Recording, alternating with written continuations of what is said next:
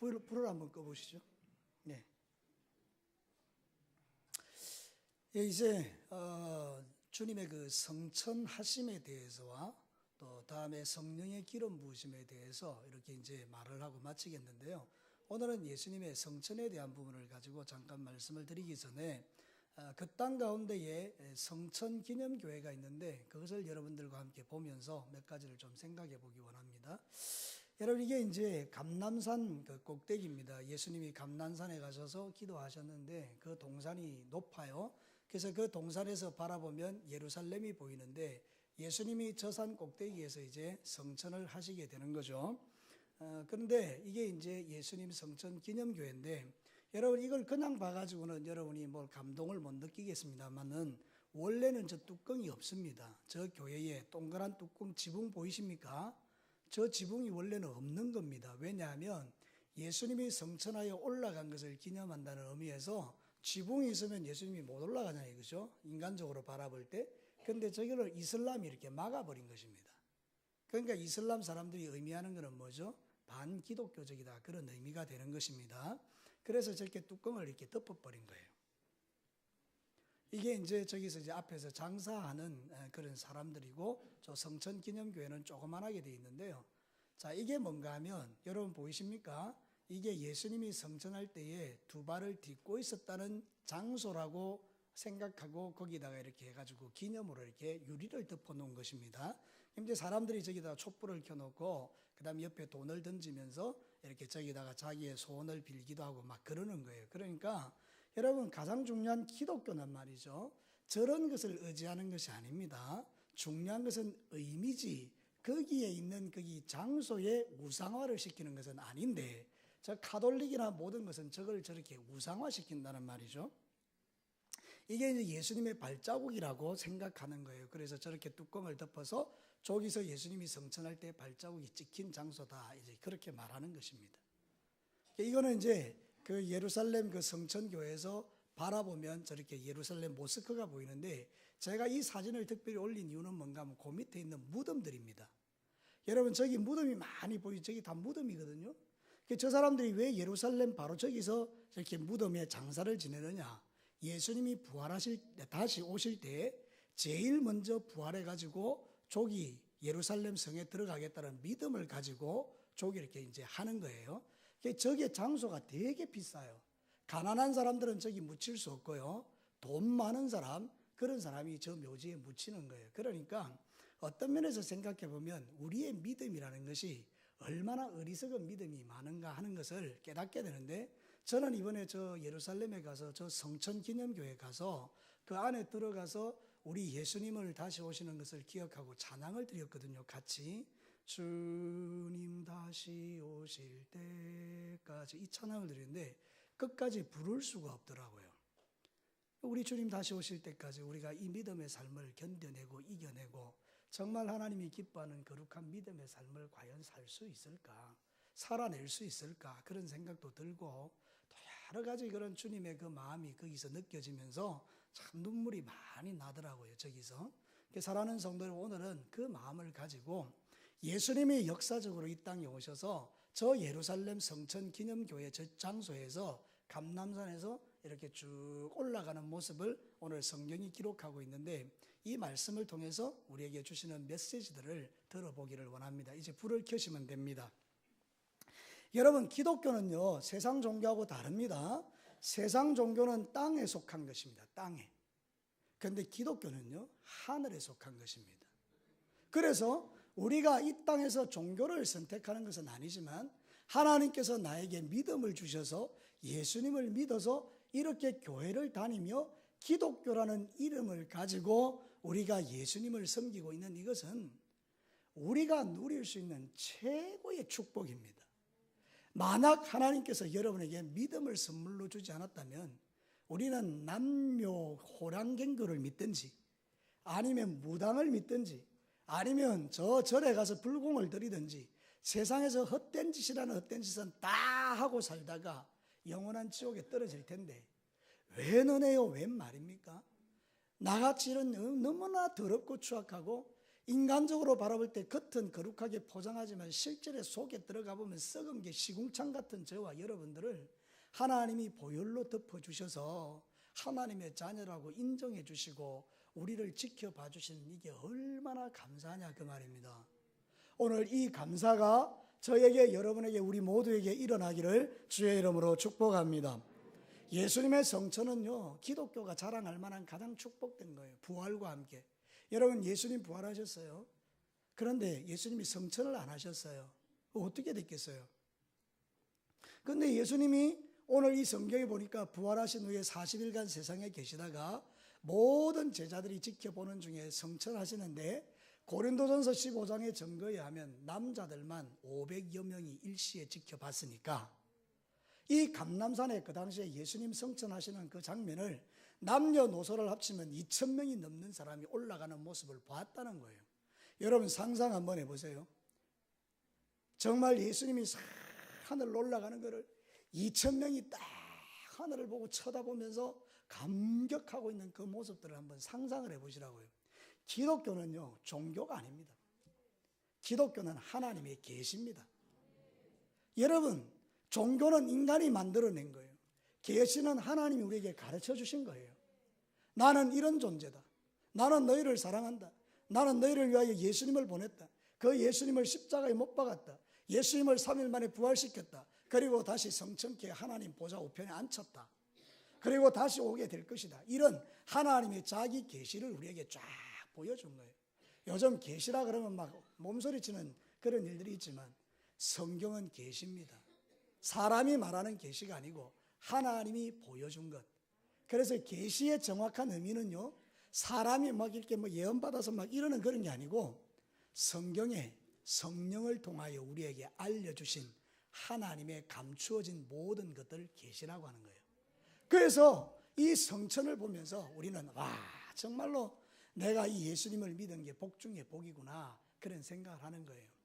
여러분, 예수 안 믿으면 되겠습니까? 그죠? 예수 믿으니 이 복을 누리는 겁니다. 그러니까 여러분들이 서로 한번 정말 진심을 담아서 축복 한번 해보세요. 당신은 진짜 복 있는 사람입니다. 제가 그것을 여러분에게 이 말씀을 통해서 증명해 드릴게요. 첫 번째, 예수님의 성천이 우리에게 주는 의미가 뭐냐? 이 땅과는 다른 하나님 나라가 있다라는 거예요. 여러분, 예수님이 이 땅에 오신 이유와 목적이요, 우리의 죄를 용서하시기 위하여 이 땅에 오셨기도 했지만, 그런데 성경을 쫙 보면요, 하나님 나라가 어떤 나라인지를 보여주기 위하여 이 땅에 오신 거예요. 그래서 무지한 수많은 백성들에게 얘들아, 하나님 나라는 이런 나라다, 하나님 나라는 이렇다, 하나님 나라는 이런 것이다, 천국은 이런 것이다 하고 하나님 당신이신 예수님이 하늘에서 보신 그 모든 것들을 무지한 우리에게, 죄인들에게 가르쳐 준 거예요. 그래서 우리는 성경을 통해서 예수님을 보면서 천국을 배우는 거예요. 아, 천국은 그런 나라구나. 그래서 여러분, 우리 예수님이 성천을 쫙 하는 이유는 뭡니까? 예수님이 들어가시는 하나님 나라가 있기 때문에 성천하시는 겁니다. 만약에 하나님 나라가 없다, 천국이 없다, 그러면 예수님이 부활하시고 난 다음에 성천에서 어디로 가시겠습니까? 여러분, 예수님이 공중에서 사라져 버렸습니까? 불교는 그렇게 말합니다. 불교에서 해탈은요, 공중에서 없어지는 겁니다. 이게 불교의 교리라는 것은 죄짓고 또 죄짓고 또 죄짓고 또 죄짓고, 그래서 짐승으로 태어났다, 개로 태어났다가 뭐 바퀴벌레로 태어났다, 뭐로 태어났다, 계속해서 돌고 도는 인생인데, 돌고 도는 인생이 얼마나 힘듭니까? 그러니까 진짜 구원이 뭘까? 이 돌고 도는 게 끊어지는 게 구원이라고 보는 겁니다. 그래서 돌고 도는 게 끊어지는 게 뭐냐? 공중에서 흩어져서 무로 가는 것. 그래서 불교의 마지막은 허무입니다. 아무것도 없어요. 실제로요, 지금 저 불교는요, 진짜 불교가 아닙니다. 은밀한 의미에서 불교를 모르는 사람들입니다. 진짜 불교는요, 산에 들어가서 돛 닦고 없어져야 됩니다. 흩어져 버려야 됩니다. 모든 욕심과 모든 것들을 다 끊어내고 정말 막 공중에서 흩어져서 아무것도 없는 게 돼버려야 돼요. 그래서 불교의 핵심은 허무입니다. 근데 기독교는 다릅니다. 기독교는요, 이 땅에서도 하나님의 충만하심으로 채워지고 오늘 밤 죽으면 저 영원한 천국에 들어가서 주와 더불어 우리가 상상할 수 없는 그 나라에서 계시록에 예언하고 있는 이것도 요한이 인간의 눈으로 바라본 거지만 이것보다는 더 찬란한 천국이, 말로 닿을 수 없는 천국이, 사도 바울의 그 입으로 고백했던 것처럼 나는 몸 안에 있었는지 몸 밖에 있었는지 모르지만 그러나 말로는 표현할 수 없는 나라가 천국이다. 그렇지 않습니까? 그러니 여러분, 우리가 들어갈 그 하나님의 나라는 허무한 나라가 아니고 거기는 12보석과 12대문과 진주로 눈물도 없고 슬픔도 없고 고통도 없고 죽음도 없고, 거기는 영원한 하나님이 빛으로 계시기 때문에 어둠도 없는, 그래서 우리로 말하면 정말로 상상할 수 없는 그 하나님의 나라가 여러분의 행위가 아니라 오직 은혜로 우리에게 믿음을 선물로 주셔서 그것을 믿게 하셔서 값없이 누리게 하는, 이게 복음이라 그 말입니다. 성천은 그걸 우리에게 가르쳐 줍니다. 우리가 장차 들어갈 하나님 나라가 있다. 예수님이 올라가신 그 하나님의 나라가 우리에게 있다는 것을 가르쳐 주는 거예요. 그래서 예수님은 그걸 보여주기 위해서 이 땅에 오신 거예요. 요한복음 4장 34절에 예수께서 이르시되 나의 양식은 나를 보내신 이의 뜻을 행하며 그의 일을 온전히 이루는 이것이니라. 예수님 이 땅에 오신 것은요, 하나님의 뜻을 온전히 이루는 것인데 그 하나님의 온전한 뜻이 뭡니까? 우리에게 천국이 있음을 보여주셔서 우리로 하여금 천국 소망을 갖고 살다가 오늘 밤 죽으면 천국 들어가게 하신 거예요. 그래서 예수 잘 믿는 사람의 죽음은요, 거룩합니다. 딱 보면요, 준비를 다 합니다. 천국 갈 준비를 다 하시는 거예요. 그리고 다 끝나고 나면 자는 듯이 그냥 쭉 하나님 앞에 가는 거예요. 이 복을 여러분들이 제가 누리는 줄로 믿습니다. 여러분, 성경은요, 하나님이 능력 있는 나라라는 것을 우리에게 가르쳐줘요. 예수님이 오셔서요, 능력을 베풀었어요. 인간으로는 일어날 수 없는 일이 예수님이 오셔서 일어났어요. 누가복음 11장 20절에 그러나 내가 만일 하나님의 손을 힘입어 귀신을 쫓아낸다면 하나님의 나라가 너희에게 임하였느니라. 여러분, 귀신을 어떻게 우리가 쫓아냅니까? 못 쫓아냅니다. 그런데 예수님은 쫓아내더라는 거예요. 그런데 놀랍게도 예수님을 믿는 제자들도 주님께 하늘나라의 능력을 공급받은 이 귀신을 쫓아내더라는 거예요, 성경에. 그러면 오늘 우리도 마찬가지죠. 우리도 예수 그리스도를 믿는 자들이 우리의 힘으로는 안 되지만 주님의 능력으로 우리도 귀신을 쫓아내고 병도 고칠 수 있을 줄도 믿습니다. 야고보서에 보면 의인의 기도는 역사하는 힘이 많다고 했습니다. 그래서 장로들을 청하여 기름을 바르고 기도하면 병을 낫게 하신다라고 말씀하고 있습니다. 우리가 보통 존재가 아닙니다. 예수님이 성천하시는 이 사건 속에서 우리는 이 땅에 속한 자가 아니고 주님 가신 그 하늘에 속한 자인데, 우리 하나님께서 그 하늘에 속한 자가 얼마나 대단한지를 우리에게 보여주셨다, 그 말이거든요. 그러니까 여러분, 예수님이 성천하셨다, 달란트 하나, 그 속에는 그런 의미가 들어있는 거예요. 얼마나 예수 믿는 게 소망이 있는지 모릅니다. 기죽지 마세요. 낙심하지 마세요. 병 들었다고 막 고통하지 마시고요. 믿음을 가지고 선포도 해보시고요. 기도도 해보시고요. 그래서 하나님이 고쳐주시면 아멘이고요. 안 고쳐주시면 그냥 돌아가시면 그 아멘이고요.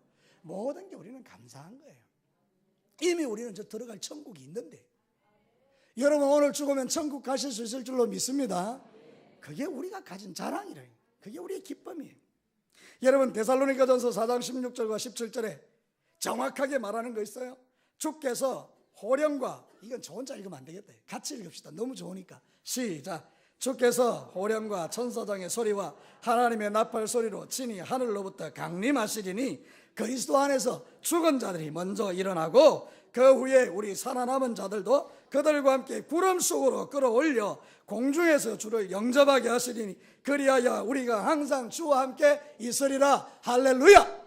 이게 하나님의 말씀이면 믿어지면 아멘. 그럼 우리는 이런 일들을 경험하게 될 거예요. 이 땅에 사는 날 동안에. 이거를 못 보고 죽은 분들은 여러분 먼저 살아나는 영광을 누리게 됩니다. 그리고 먼저 그들이 살아나면 우리는 그 다음에 우리 몸이 변해서 공중으로 우리도 올라가서 하늘의 공중에서 주님을 맞이한다라고 성경이 말해요. 와, 이거 상상해봤어요? 여러분, 저는 비행기 타니까 여러분 무섭더라고요. 여러분 쭉 올라가는데 비행기 타니까 무섭더라고요, 저는요. 근데 여러분 툭 떨어질 거 아니에요, 그죠? 우리 몸은. 근데 예수님 오시면 여러분의 몸이 변하는데 안 떨어지는 거예요, 안 떨어지는 거예요.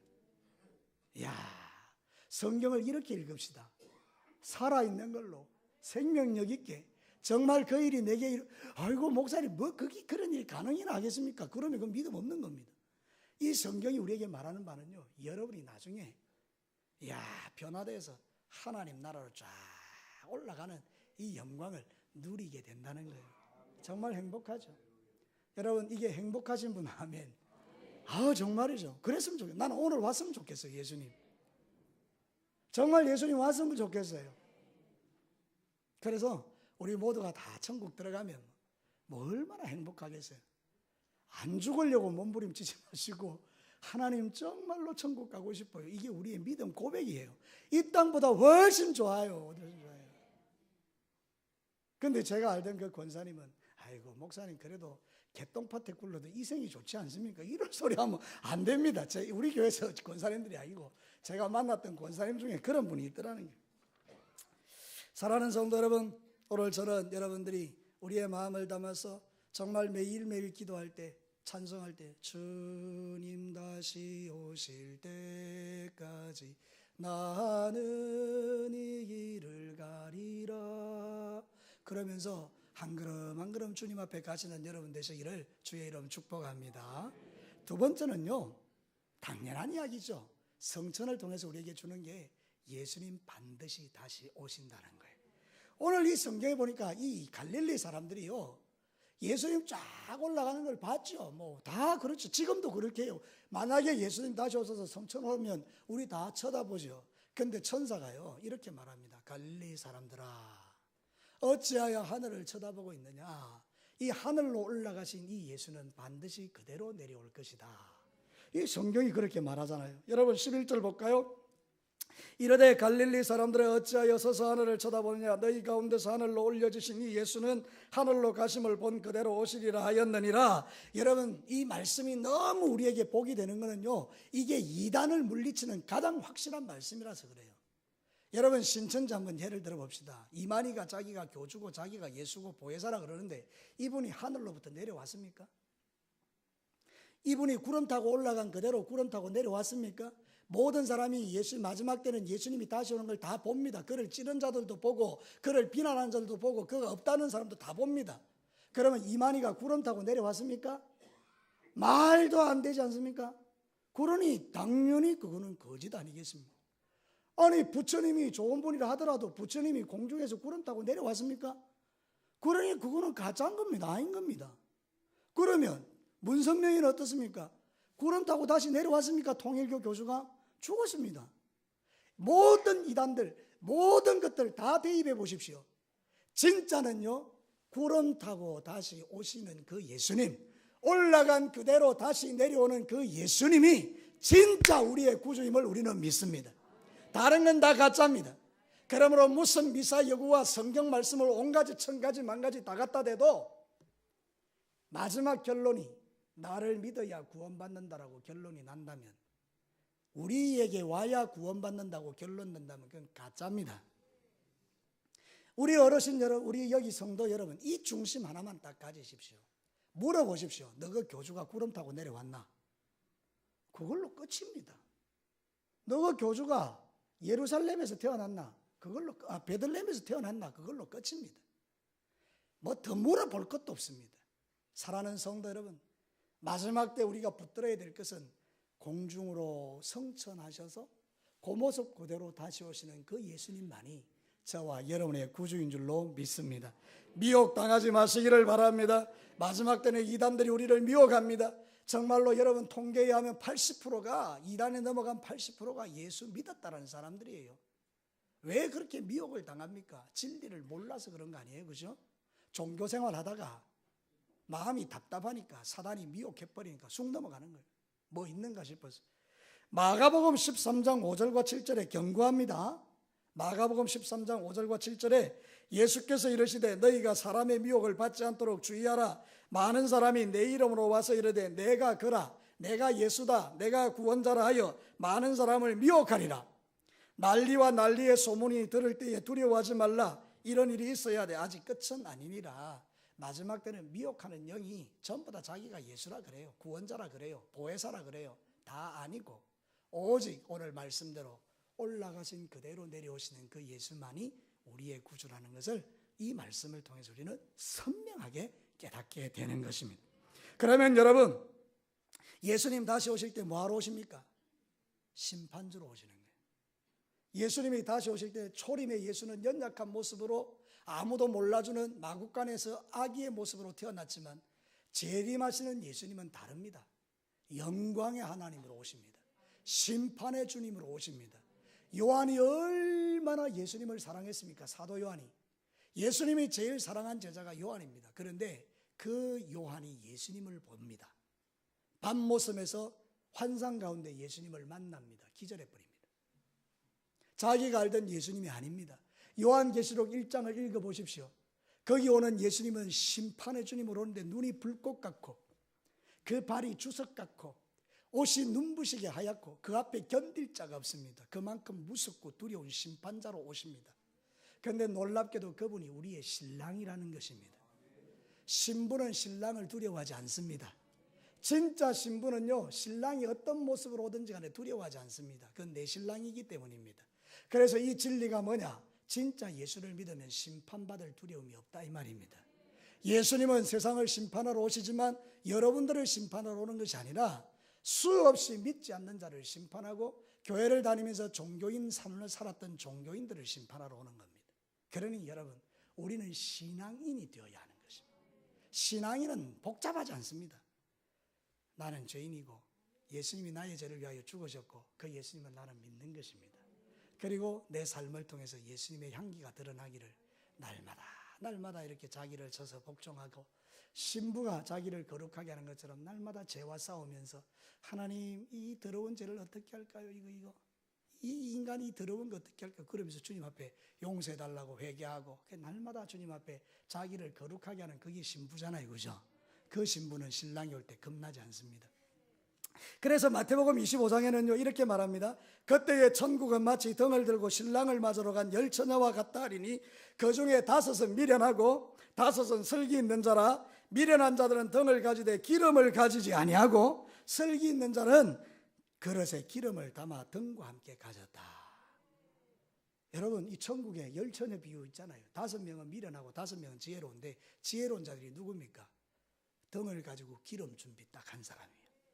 마지막 시대에요, 예수님 다 믿고 성령으로 거듭나서 주의 오실 날을 기다리는 그 사람이 진짜 신부거든요. 그러니까 여러분, 이런 사람들은 이렇게 신앙생활합니다.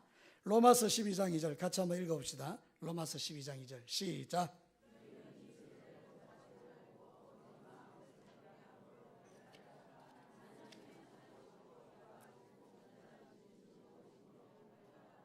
할렐루야. 여러분, 진짜 신부, 예수님이 성천하셨을 때 다시 오실 때 그 주님을 공중에서 맞이하는 진짜 신부는 누구냐? 여러분, 성경에 이 세대를 본받지 않는 사람들입니다. 이 세대가 얼마나 죄악된 세대입니까? 본받지 않습니다. 세상이 아무리 악한 일을 나에게 이야기해도 나는 그거 안 따라갑니다. 그리고 어떻게 합니까? 마음을 새롭게 합니다. 그리고 변화를 받습니다. 날마다 주님 닮아가는 변화가 있는 거예요. 그리고 나서 하나님의 선하시고 온전하신 뜻이 뭔지를 분별하려고 애를 쓰는 거예요. 매일매일 기도하면서 주님, 이게 하나님의 뜻입니까? 이게 정말 주님이 원하는 겁니까? 그러면서 날마다 자기 믿음을 돌아보는 거예요. 여러분, 우리는 진짜 다른 사람 신앙생활 돌아볼 여유가 없어요. 저는 좀 그런 것 같아요. 여러분, 우리 지금은요 다른 사람 신앙생활 돌아볼 여유가 없어요. 여러분 자신이 하나님 오시는 그날을 기다리면서 마지막 때니까 뭐 교회도 타락하고 목사도 타락하고 뭐 믿을 사람이 있나요? 실제로 여러분 장로님을 믿겠어요? 목사님을 믿겠어요? 권사님을 믿겠어요? 교회 집사님들을 믿겠어요? 여러분, 지금은요 우리가 모든 믿음을 다 걷어치워야 돼요. 사람에 대한 믿음. 오직 예수예요. 오직 예수. 신랑 예수, 그분을 바라보고 그분이 기뻐하고 온전하신 뜻을 생각하고 주님, 내 이렇게 살면 되겠습니까? 하고 다 그런 신앙생활 하는 거예요. 그런 사람들은요 사람 보고 실족하지 않습니다. 뭐 사람 보고 자꾸 실족하겠어요 우리가, 그죠? 그러니까 자꾸 하나님 바라보시는 그런 영안이 열리시기를 축원합니다. 자, 마지막 세 번째입니다. 성천하신 그 예수님을 보면 우리는 어떤 느낌인가? 성령 충만함과 영혼 구원이 교회의 힘이다. 여러분, 성경 한번 볼게요. 여러분이 잘 아는 겁니다. 사도행전 1장 8절 외우시는 분도 있어요. 사도행전 1장 8절 오직 성령이 너희에게 임하시면 시작 오직 성령이 너희에게 임하시면 너희가 권능을 받고 예루살렘과 온 유대와 사마리아와 땅끝까지 이르러 내 증인이 되리라 하시니라. 여기에 두 가지 포인트. 마지막 시대 교회가 해야 될 일. 첫째, 성령 충만. 오직 성령이 너희에게 임하시면 성령 충만. 그 다음에 너희가 사마리아와 유대와 온 땅에 가면서 복음 전하는 것. 이게 교회의 사명이에요. 그래서 여러분들 예배 때 와서 하나님 성령으로 충만하게 해주십시오. 이 세상을 이기기 위해 내 힘으로 안 되니 하나님의 능력을 부어달라고, 성령 충만하게 해달라고. 마음에 막 그런 어떤 분노와 미움과 시기와 질투 이런 게 일어날 때마다 무릎을 탁 꿇고 하나님 성령으로 기름 부어주세요. 성령 충만하게 해주세요. 막 기도하고.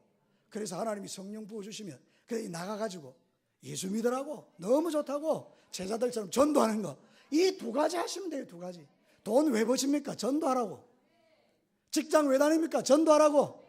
사업 왜 합니까? 전도하라고. 공부 왜 합니까? 전도하라고. 모든 삶의 표적이 예수 그리스도의 복음을 전하도록 여러분에게 주신 터전이에요. 그러므로 여러분, 마지막 시대에는 생각을 단순화시키세요.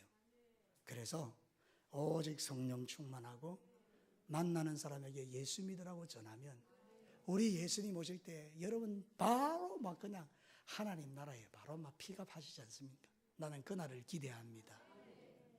잘 옆에 계시는 분 눈여겨보십시오. 이분이 과연 내하고 같이 올라갈 분인가? 한번 잘 같이 올라가겠어요? 올라가실 분 아멘. 우리 다 같이 올라가야 돼요. 한 명도 빠짐없이. 여기 계신 분은 싹 다 올라가야 돼요. 못 올라갈 이유도 없고요. 여러분의 삶 속에 예수가 나의 주인이고 구주시라면 못 올라갈 이유가 뭐가 있겠습니까? 그래서 여러분, 마지막 시대에 성령 충만하면 하나님께서 세상을 이기는 힘을 줘요. 요한복음 16장 33절에 이것을 너희에게 이르는 것은 너희로 내 안에 평안을 누리게 하려 함이라. 세상에서는 너희가 환난을 당하나 담대하라. 내가 세상을 이겼노라. 그래서 여러분, 마지막 때 성령 충만하고 어떤 죄와 싸워서도 승리하시기를 축원합니다. 그리고 복음 전하시기 바랍니다. 새 사람 들어오는 게 너무 행복해요. 얼마 전에 저희 교역자 팀이요, 식사를 같이 했거든요. 근데 사모님이 서리를 데리고 왔어요. 보람 사모님이 서리를 데리고 왔는데요, 눈이 전부 그거 가 있는 거예요. 그 조그만 아이, 새로 태어난 아이, 막 귀여워 죽겠는 거예요. 그래서 제가 이랬어요. 어이, 줘봐라. 그러니까 우리 아내가 줘봐라가 뭡니까? 보고 주세요. 그래서 이제 주세요 해가지고 이제 겨우바다가 내가 딱 안고 있으려는데 우리 아내가 탁 뺏어갔어요. 이야, 설이 이쁘더만요. 난 그렇게 이쁜 애는 처음 봤어요. 우리 애들 빼고. 너무 예쁜, 너무 예쁜. 그래서 여러분, 새 사람이 들어오니까 기분이 새롭고 그 공동체가 행복해지더라고요. 교회가 그런 데예요. 여러분, 새신자는요, 어린아이예요. 어린아이 울음소리, 새신자의 울음소리가 교회에 가득해야 되는데, 어제도 그 사람, 내일도 그 사람, 모레도 그 사람, 우리끼리 예수 믿으면요, 하나님 별로 안 좋아하세요. 그러니 2014년도에는요, 우리 진교계 성도들이요, 자신감 가지고 성령 충만해서, 맞다, 내가 오늘 밤 죽으면 천국 가고, 만약에 내가 살아있을 때 예수님 오면 내가 홀련히 변해서 천국에 올라갈 텐데, 그럼 올라가기 전에 내가 이 땅에 이 놀라운 복음을 전하자. 성령 충만해서 예루살렘과 온 유대와 사마리아와 땅끝까지를 증인되자. 그래서 여러분, 물질도 드리고 몸도 드리고 기도도 드리고, 우리가 선교사로 못 나가지만 새벽마다 와서 선교사를 위하여 기도하고, 그럼 되는 거죠. 뭐 신앙생활 우리 복잡하게 합니까? 그래서 여러분들, 마지막 시대는 그런 것이라는 걸 꼭 기억하시고, 성령으로 충만하면 우리가 다 되는 거예요. 사람들은 말해요, 한국교회 끝났다. 몰라서 하는 소리예요. 성령이 임하시면 아닙니다. 사도행전 9장 31절이 이렇게 말해요. 그리하여 온 유대와 갈릴리아와 사마리아 교회가 평안하여 든든히 서가고 주를 경외함과 성령의 위로로 진행하여 수가 더 많아지니라. 한국 교회의 몰락은 우리가 성령 충만하지 않아서 우리의 이 칼라들이 성령 하나님의 인도를 받지 않고 점점 세속화되어져 가기 때문에 우리가 힘을 잃는 것이지, 하나님이 우리에게 약속하신 성령으로 기름 부음 받으면 누구라도, 저 학생들이라도 성령 충만해지면 다 전도자가 되어서 죽어가는 수많은 영혼을 교회로 인도하는 사람이 됩니다. 포기하지 마십시오. 안 된다라고 말하지 마십시오. 그리고 오히려 여러분들이 성령으로 충만해지기를 간구하십시오. 성경이 기록한 대로 오직 성령이 너희에게 임하시면 너희가 권능을 받고, 이걸 회복해야 돼요. 이거를 찾아야 돼요. 이거를 누려야 돼요. 그게 신앙입니다. 그게 성천을 믿는 성도들의 신앙입니다. 예수님 올라가신 그대로 반드시 다시 오십니다. 그때 우리가 주님을 신랑으로 맞이할 수 있다면 그것처럼 행복한 사람이 어디 있겠습니까? 주님 오시는 그날까지 주님은 말씀합니다. 성령 충만하여 복음 전하다 나 만나라. 그게 오늘 말씀의 핵심입니다. 우리 진교교회 성도 여러분, 예수 잘 믿고 복음 전도 잘하고 성령 충만하게 기쁘고 즐겁게 신앙생활 하다가 우리 다 같은 날 주님 오시면 영원한 천국에서 만날 수 있기를 주님의 이름으로 다시 한번 축복합니다. 우리 같이 한번 기도합시다. 주님 다시 오십니다. 주님, 그 주님이 오실 때 내가 어떤 모습으로 서 있을까요? 주님, 이 모습 이대로 주님